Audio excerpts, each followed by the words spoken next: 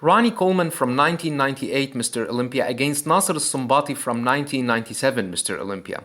Nasser was arguably considered the uncrowned Mr. Olympia that year. He brought his best physique ever against Dorian, who was suffering melted biceps and definitely wasn't at his best.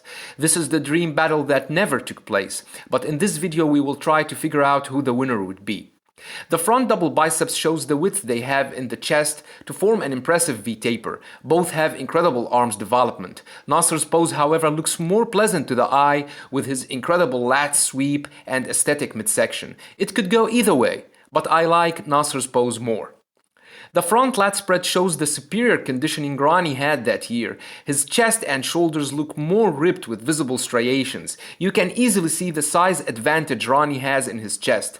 Both hit an impressive pose, but Ronnie's incredible size and conditioning would give him the win. The side chest is another pose that goes to Ronnie. Look at the size and the conditioning of his rounded chest and massive shoulders. Nasser's chest is ripped but looks shallow in comparison. Ronnie's arms look way more impressive. Both, however, show conditioned and ripped thighs, but Ronnie would still win this pose. The back double biceps shows Ronnie's superiority. His back is more ripped and packs more muscles than Nasser, who was criticized for having a weak back in comparison to that of Dorian, for example. Ronnie's ripped traps perfectly connect with his ripped lats. His glutes are way more ripped and shredded than Nasser, whose lower traps, lower back and glutes fail to match. Both have powerful hamstrings, but Ronnie would easily win this pose. The lat spread shows the width they both have, but Ronnie is still more impressive with his denser lats and traps. His ripped glutes and hamstrings leave no doubt that he would win this pose as well. Nasser would win the side triceps. He had very powerful triceps in his prime, and were definitely better than Ronnie's triceps, which were among his least impressive areas. Both look ripped and conditioned, but a closer look at Nasser's triceps would give you an idea about how huge and conditioned they were. Nasser would also win the abs and thighs. His abs were more aesthetic and his waist was tighter.